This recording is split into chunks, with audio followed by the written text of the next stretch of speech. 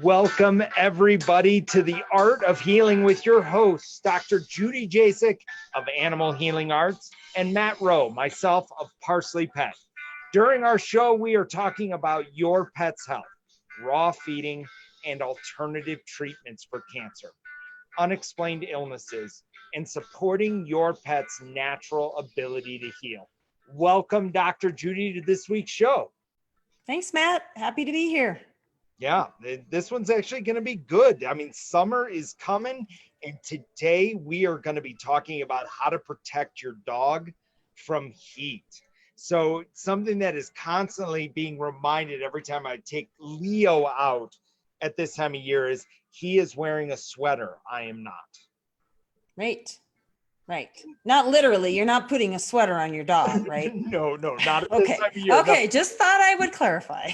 But, I do not have the same amount of fur that he has. Right. So really, when you're looking at all of those pieces that go into it, I don't think we realize how warm our dogs get when we take them out. Or case in point is if we leave them in a car and we think, oh, it's only 5 minutes, but what is really happening to a pet that has been trapped inside a vehicle or being taken for a long hike with no water or getting into these specific situations.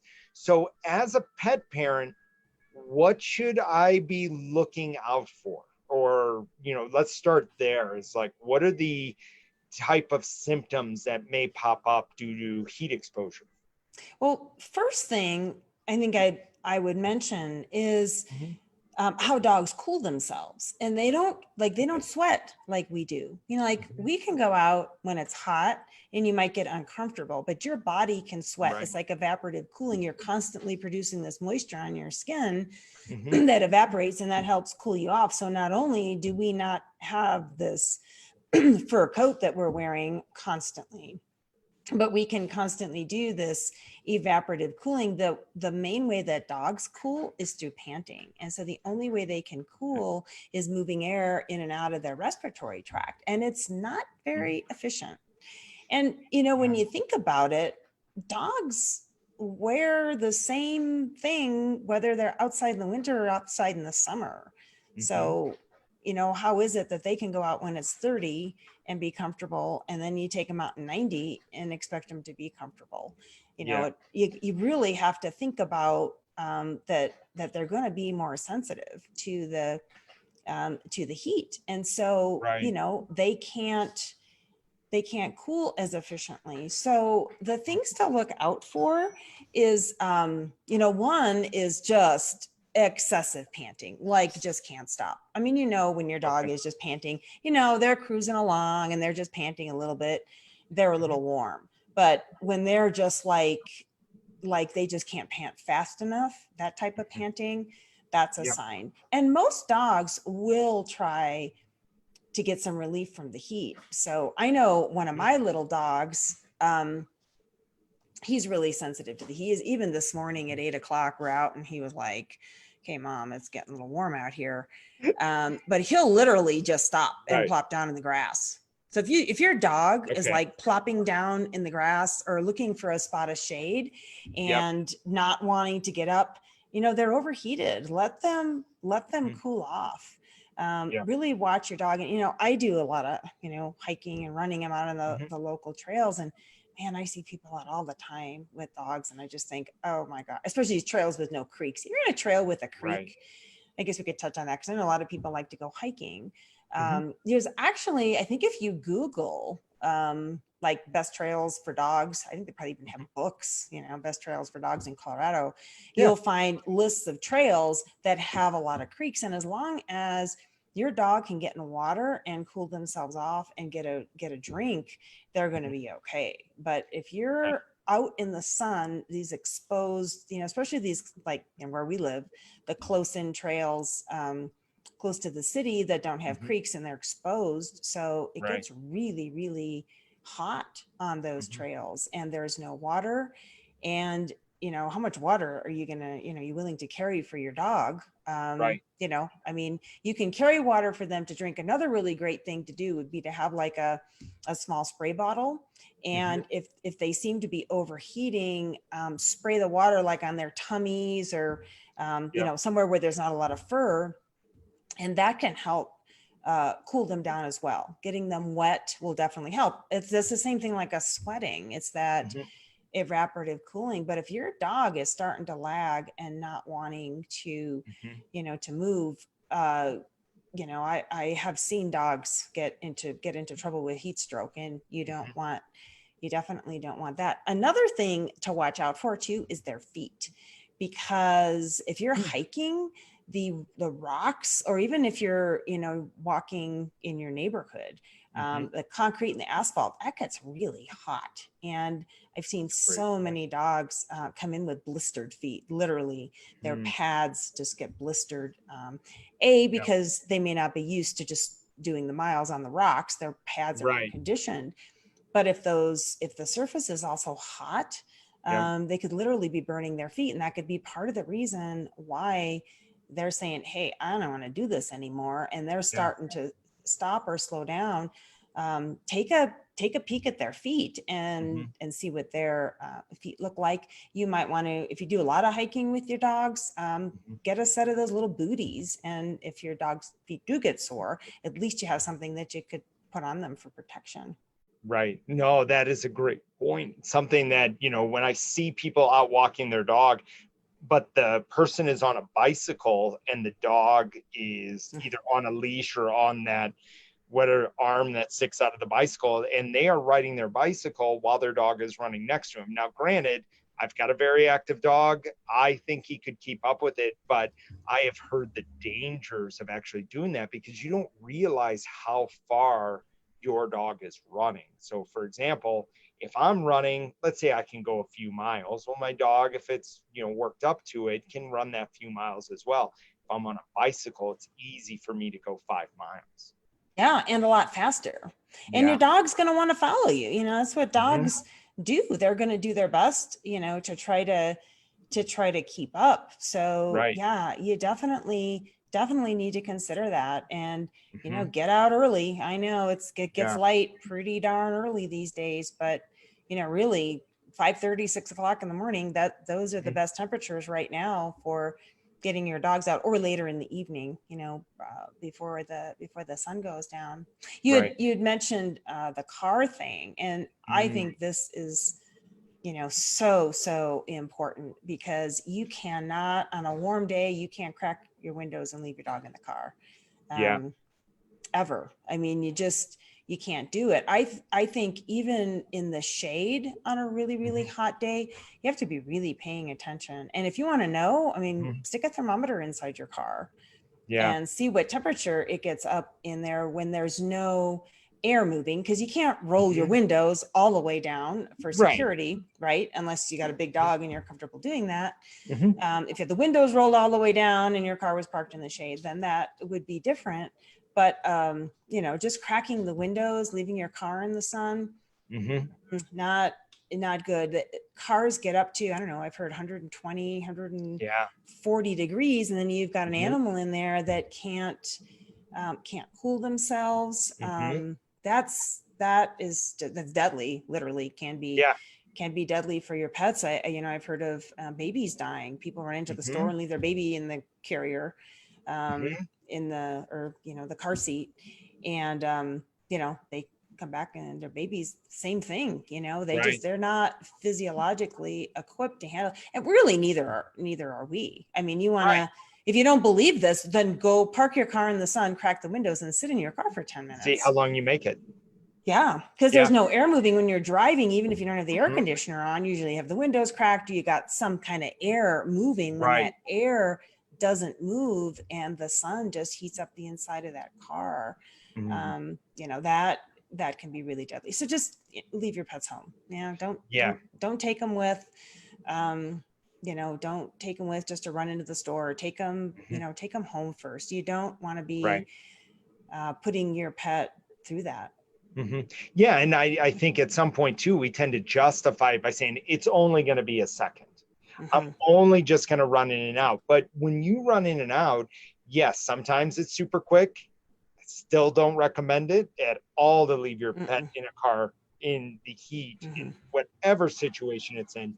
But also along that same line, you have no idea what's going to happen inside that store. Is the line going to be long? Is it going to get robbed? Is there going to be, somebody in the way? So then you're adding minutes that are critical along the tail end of that in a 120-degree car, that now your pet cannot pant enough. It cannot actually relieve that stress of the severe amount of heat.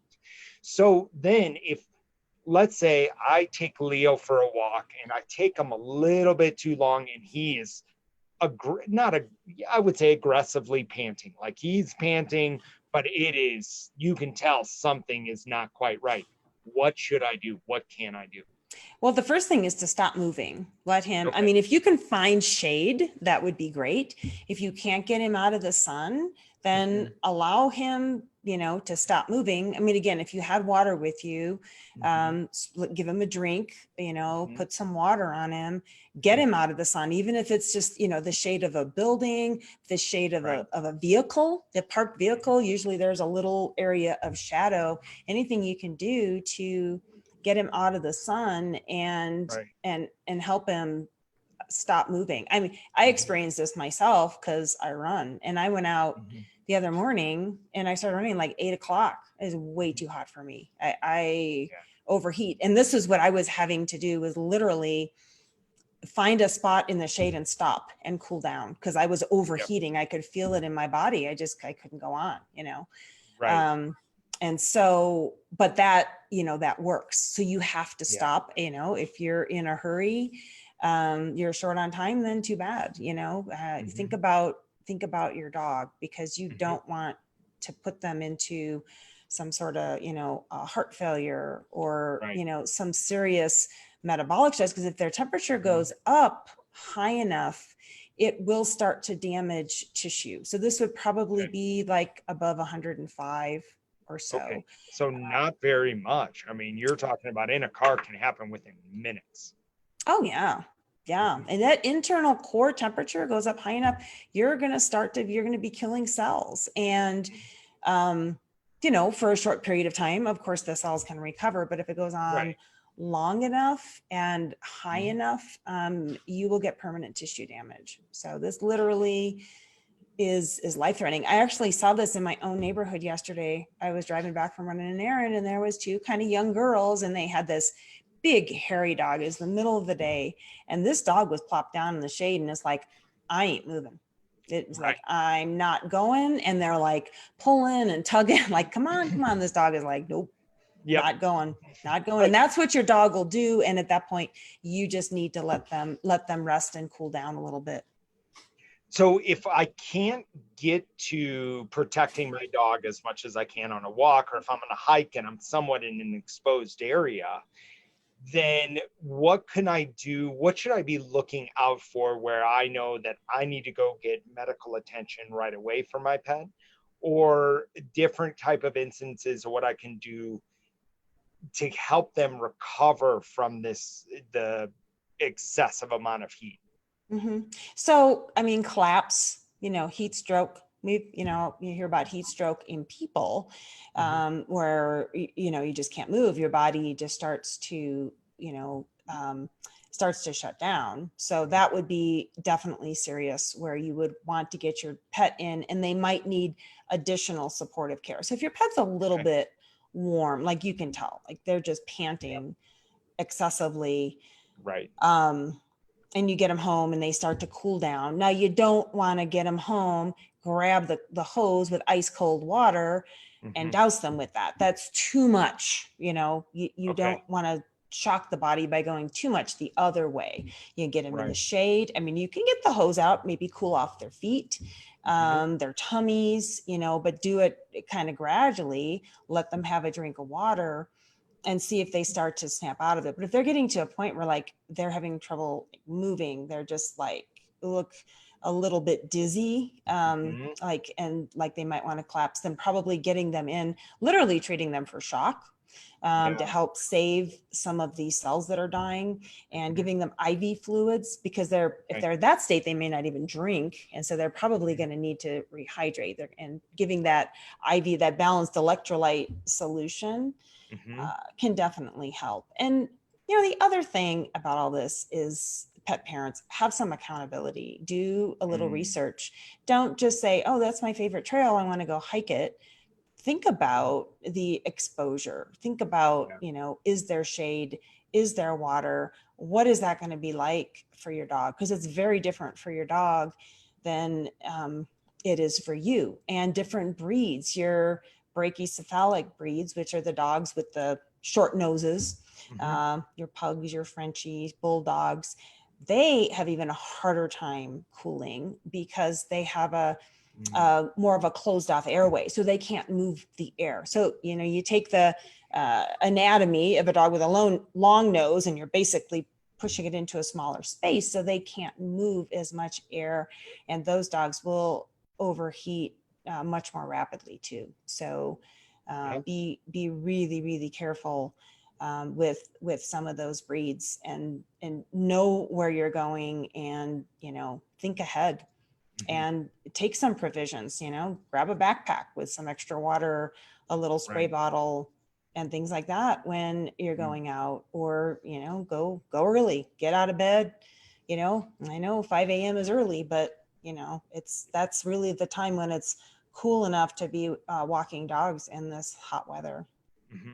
No, I'm glad you said that about pet parents taking accountability.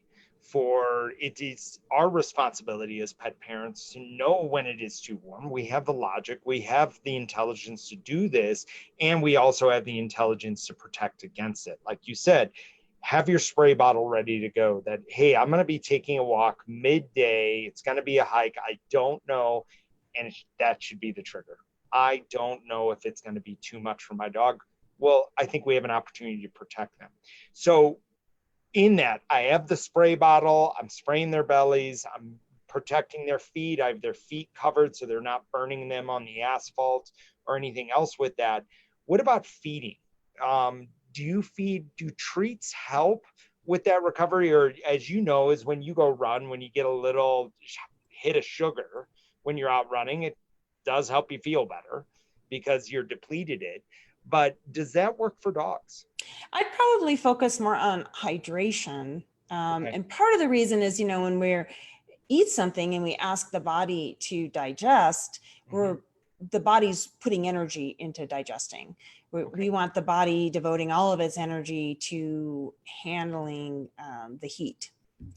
And there's also just another thing I thought of. They make these little collapsible water bowls too that you can carry. Just they flatten down and they expand out, and they're small, but they'd be enough, if you had a water bottle or a Camelback or something in your backpack, that you could actually pour water in, because you need to think about how is your dog going to be able to drink the water. But and that's just goes into that whole the context. So then at some point it works for us, but with electrolytes and stuff like that, do you recommend putting, it sounds crazy, but like a Gatorade or something like that that has electrolytes in it? And can I feed that to my dog if that's all I have? I'm not a fan of Gatorade because it's mostly sugar, but carrying some water. I mean, you can buy these little electrolyte packets. You can go to natural grocers and find some all natural, that they don't have a bunch of sugar in them, and add that to your own water. I mean, that's actually good for people too, if you're out and you're sweating. Or another thing is just add a little bit of salt. Good salt. So I'm talking your Himalayan salt, your Himalayan pink salt, or sea salt, or you can buy these salts that come from the Great Salt Lake in Utah. So natural, not your processed Morton salts, but just a little bit of salt in the water. These natural salts are actually full of electrolytes. And so you could just add a little extra salt to the water that you're taking, and then you don't have to go buy anything, more expensive than that. The electrolyte packets a lot of times are flavored, and that you may like that, but your dog might not. So that's the other thing they will probably drink water with a little bit of salt, but if it's got some, lemon or orange flavor or something, they may not like that. So, that's just something to consider if you're going to be sharing the water with your dog. Okay. So yeah, and definitely from a mineral side, your dog does need salt. It just doesn't need that high level at all. And I don't think we do as well. But having that salt content to allow the actual cell itself to absorb the water that's coming into it. This is where hypernatremia with marathon athletes gets in trouble. They get overheated, they show signs of dehydration, but really they're overhydrated. They're drinking too much water. They're stripping that salt, those electrolytes out of their body. So then when they go into the hospital to be treated for dehydration, they're putting an IV in them, and essentially that's killing them. Yeah. I've heard that they can actually die from that. It's pretty scary. Yeah, it is. I've watched a couple of individuals that show it. They're wavering. I mean, it's similar, if we get overheated, our balance goes off, we waver. Well, the same thing's happening to our dog. But at some level too is, I think as a pet parent, we should monitor their water intake. When's the last time they took a drink? How much did they drink? And so then we're putting that logic on that other side to saying, do they need more water? Or do they just need to cool themselves in the shade? And do I need to stop for a little bit and allow them to cool? And you can see their recovery time. I used to be involved with endurance riding in horses, and I used to vet these events. And one of the things we would look for to see if the horse was being pushed too hard was their recovery. They would come in, we'd take their heart rate, their respiration rate, check their gum color. That's another thing, actually. We can talk about that in a second. But the horses should, once they stopped moving, they came in, they had a drink, they should recover right away. So, and you can feel most dogs, unless they're really heavy, you can feel their heartbeat pretty much through their rib cage or on the inside of their hind leg. And if they stop moving and they're resting and that heart rate is not coming down, that's a sign that your dog might be getting into trouble too. Like they can't recover. They're overheated and their body just is not recovering, even though they've been laying in the shade for 10 minutes. So, and too, at that point, go home. Don't keep pushing them. Even if you want to do the 5-mile hike and you're, only 2 miles in, your dog's suffering. Take them back.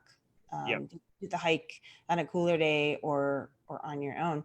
But the gum color, that's a real valuable thing to always check when your pet's not feeling well.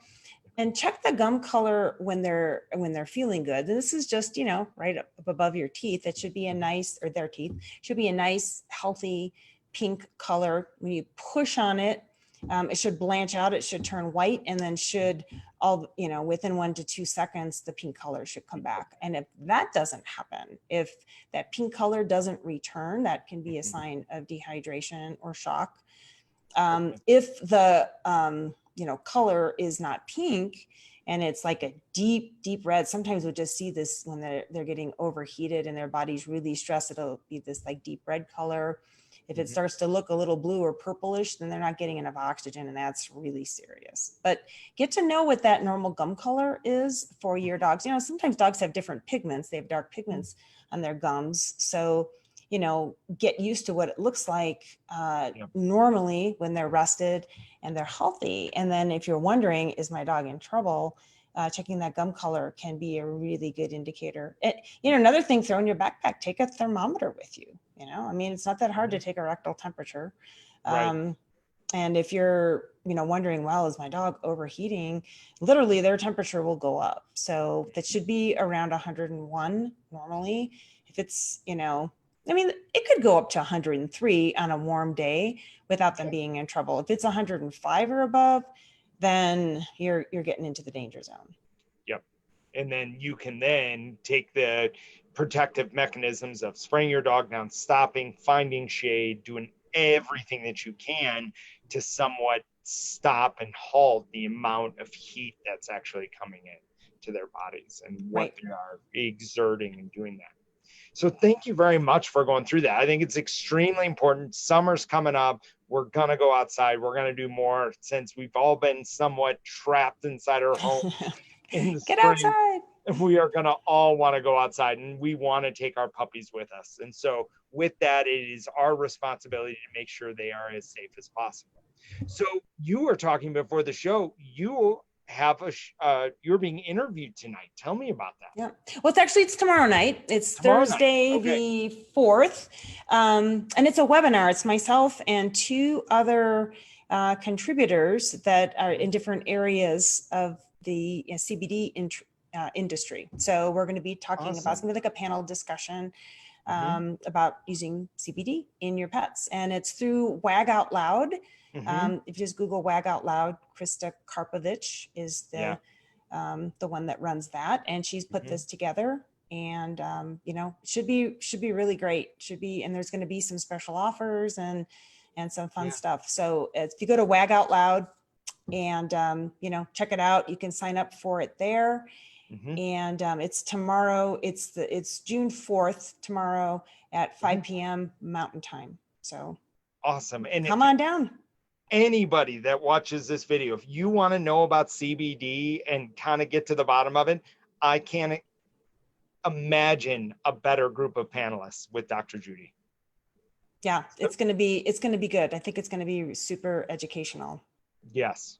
So definitely check out Wag Out Loud. Check out what Krista has. And tomorrow evening, 5 p.m., Thursday, June 4th, everything being discussed about CBD with some very credible sources of information and knowledge. And that's what we love. So tell individuals that are watching, how can they get in touch with you, Dr. Judy? Well, my website is ahavet.com. So it's Animal Healing Arts is the name of my practice. So ahavet.com. You can email us at info@ahavet.com. Our phone number is 720-515-2421. I do have an assistant now working online. Her name is Tess, and you're likely gonna, your first contact's going to be with her, but she'll get you set up and help you with all of your needs and questions. Yeah. And then she can get you scheduled with me if that's what's indicated. That's it, is, schedule an appointment with Dr. Judy and, go through tests, and her team is phenomenal and really going through and having that conversation, and really a lot of your questions can get answers with just spending 15 minutes with Dr. Judy. I know that we recently went through an injury with our dog, and it was priceless to know that we were doing everything we could to help Leo recover from his injury. And having that quick conversation with Dr. Judy, we didn't need to spend hours discussing all the medical side of how do we, protect Leo.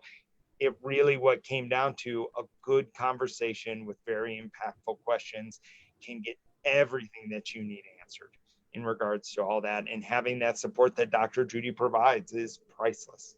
And so thank you very much. And for everyone that is interested in having their dog tested for certain nutrient levels and make sure that you are feeding your dog the most optimal way possible, visit us at ParsleyPet.com, or you can always through there order the nutritional blueprint. And if you want, at this time, because of COVID and everything, always use the code HealthyDog50 at checkout, and ParsleyPet will give you $50 off that test. So don't hesitate on that one. So thank you guys very much for being a part of the show today and listening to us. And definitely check out Dr. Judy, June 4th at Wag Out Loud, giving a webinar regarding CBD with two other incredible panelists as well. So thank you again, and we hope all you guys have a great day with your puppy. Bye, everybody. See you.